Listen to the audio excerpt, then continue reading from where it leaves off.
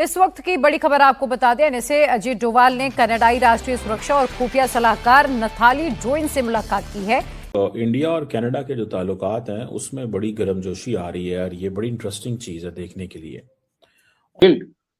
और उसमें the visit of the NSA himself means that it's a very serious issue.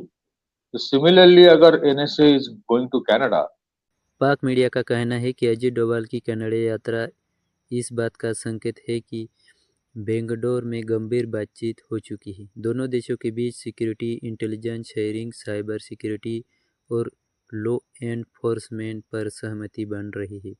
पाक media मानता है कि इंडिया इस रिश्ते को नेशनल सिक्योरिटी फ्रेमवर्क में दिखा रहा है, जबकि कनाडा इसे इकोनॉमी मजबूरी के तहत आगे बढ़ा रहा है। यह भी कहा जा रहा है कि फ्री ट्रेड एग्रीमेंट की तैयारी चल रही है। कुल मिलाकर पाक मीडिया के अनुसार इंडिया ने इस टकराव में कूटनीति बढ़त बना ली है और कनाडा अब पीछे हटता दिख रहा है। मीटिंग हिज कैनेडियन काउंटरपार्ट, इसका मतलब ये है, it's a reality. Just one,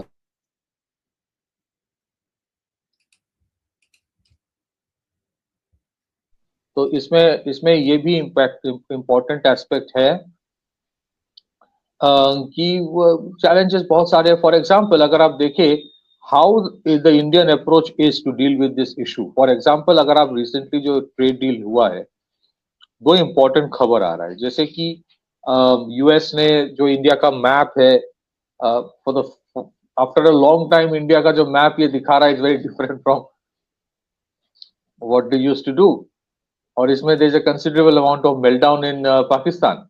दूसरी चीज है कि एक इंटरेस्टिंग खबर ये भी आ रहा है कि यूरोप के बहुत सारे देशों में बांग्लादेशियों को वीसा बहुत मिलना मुश्किल हो गया। Now how do you connect it? I am not saying कि डायरेक्टली कनेक्टेड है, but somewhere down the line क्या होता है, आपके जब इकोनॉमिक कोऑपरेशन किसी देश के साथ बढ़ जाता है तो आपकी लिवरेज भी बढ़ जाती है कि बॉस आप मेरे देश में बिजनेस कर रहे हो, अच्छी बात है, but you please have to take care of our concerns as well. ऐसा नहीं है कि बिजनेस शुरू हो गया तो सारे कंसर्न्स वो आपका एड्रेस कर देगा, नहीं होता है, but it's a continuous process. We all know the American approach towards Pakistan, but it's a continuous process जहां पे आप उनको बार बार एंगेज कर रहे हो, बार बार बोल रहे हो कि प्लीज एक हद के बाहर मत जाना इस चीज के ऊपर, बिकॉज आपके जो इकोनॉमिक फॉर्चून है that is a lot, that has a lot of connect with India and not with Pakistan. Similarly अगर आप कनाडा की बात देखें, कनाडा में there has been a perceptible change in the last few months.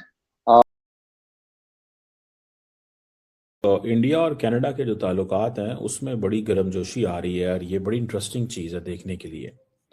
और वो ये है कि इंडिया और कनाडा जो है, मैं देख रहा था कि इंडिया के एनएस से अजीत डोभाल जो है वो कनाडा में है और वहाँ पे उन्होंने एक प्रॉपर वर्क प्लान शेयर किया है कि कैसे नेशनल सिक्योरिटी इश्यूज पे काम करना है। आपको पता है कि माजी में दोनों मुल्कों के ताल्लुकात इतने ख़राब थे कि हाई कमिश्नर्स वापस चले गए, स्टाफ को निकाल दिया गया, मिलिट्री अटैचीज, इंटेलिजेंस का अपरेटस ख़त्म कर दिया गया, स्टाफ को 50% पे ले आए। इंडिया ने बड़ा सख्त रिएक्शन लिया कनाडा के ऊपर, ठीक है, मतलब दिस ऑल हैपन। ये जो चीज़ है, इस सारी चीज़ को अगर समझना हो तो कैनेडियंस क्यों दोबारा इंडिया के साथ दोबारा अटैच हो रहे हैं, ये एक सवाल है। This is a question which many people must know the answer of this, कि इसकी वजह क्या है। तो उसकी वजह वन सिंपल रीज़न है भाई, इसमें कोई रॉकेट साइंस नहीं है। They think India is a market. जब मार्क कार्ने ने प्राइम मिनिस्टर मोदी को G7 के लिए बुलाया था, if you remember, when Mark Carney invited Modi at the G7 जो कि उधर कनाडा में हुई थी, और वापसी पे जब ट्रम्प ने मोदी को कहा कि आ जाओ इधर मुझे मिलने आओ, तो मोदी साहब नहीं गए थे, याद होगा आपको। तो वहाँ भी हालात चेंज हो गए थे बहुत ज़्यादा। मोदी साहब ने इस चीज़ को पता चला कि शायद मोदी साहब की मुलाकात वो फील्ड मार्शल सैयद आसिम मुनीर से करवाना चाहते थे। दैट वाज द स्टोरी जो उस वक़्त सामने आई थी। But that's interesting, you know, वो एक चीज़ है। बहरहाल जो अजीत डोभाल साहब कि जो मुलाकात है कैनेडियंस के साथ, ये इंटरेस्टिंग है और इसका आउटकम भी बड़ा इंटरेस्टिंग है। ये Bharat welcome to Dave Talks, this is Aadi Chint. Canada का software update, literally Ajit Doval साहब की वहां पर विजिट हुई है and there are massive I would say very clear victories coming across from that, क्योंकि एक जो वहां पर ऑर्गेनाइज क्राइम नेटवर्क है, ये जो के गैंग वहां पर पूरा चलाता है, उसके ऊपर एक काफी झटका लगेगा।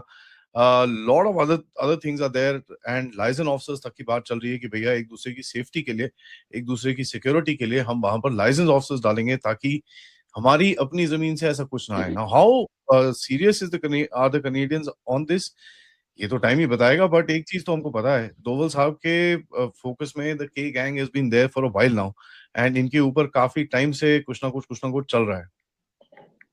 बात करते हैं पथिकृत भाई से। नमस्कार। नमस्कार आदि भाई। See, there is something very interestingly called the external dimension of internal security. तो आपकी जब सिक्योरिटी वाले एस्पेक्ट्स की आप बात करते हो, 360 डिग्री सिक्योरिटी की बात होती है, ये सिर्फ जंगों की बात नहीं होती है। एक्सटर्नल थ्रेट सिर्फ जंगों से नहीं होता है, इंटरनल सिक्योरिटी में भी एक्सटर्नल एक डायमेंशन बहुत इंपॉर्टेंट आ जाता है, जिसका सबसे बड़ा उदाहरण पाकिस्तान खुद है। क्योंकि इंटरनल सिक्योरिटी वाले जितने सारे चैलेंजेस इंडिया के हैं, ज्यादातर चैलेंजेस, सारे नहीं लेकिन ज्यादातर चैलेंजेस का क्रॉस बॉर्डर एस्पेक्ट है। तो सिमिलरली जब खास करके मैं कुछ लोगों से बात कर रहा था, वो lot of them were saying कि स्पेशली अगर आप पंजाब में देखेंगे तो पंजाब की जो इंटरनल सिक्योरिटी आर्किटेक्चर है या डायमेंशंस है या जितने सारे चैलेंजेस है, उसमें एक बहुत बड़ा इम्पैक्ट, बहुत बड़ा एक उसका मुद्दा इशू क्रॉस बॉर्डर है। एक तो पाकिस्तान वाला इशू है, दूसरा कनाडा वाला इशू आ जाता है। ये जो मीटिंग हुआ है एनएसए लेवल पे, interestingly NSA himself went to the ISRO facility few days back. अगर आपको याद है, there were 2 back to back rocket launch, satellite launch that somehow आप ये समझें कि दोनों इंटेलिजेंस एडवाइजर्स की मीटिंग जो है दोनों साइड पे जो है जिसे वो कहते हैं ना, वो ये महसूस करते हैं, ठीक है, वो ये महसूस करते हैं कि हमें नज़दीक आना है, और वो इसलिए महसूस करते हैं कि कहीं ना कहीं पे वी नीड टू इंगेज। अब कोऑर्डिनेशन का मौका आ गया। अच्छा, मैं अगर आपको बताऊं कि ये आपस में क्या किन चीज़ों पे काम हुआ, एक तो ये लाइजन ऑफिसर्स इस्टेब्लिश कर रहे हैं, दूसरा ये है कि दोनों मुल्कों ने अपना एक एग्रीड प्रोग्राम शेयर किया है सिक्योरिटी पे, ठीक है जी।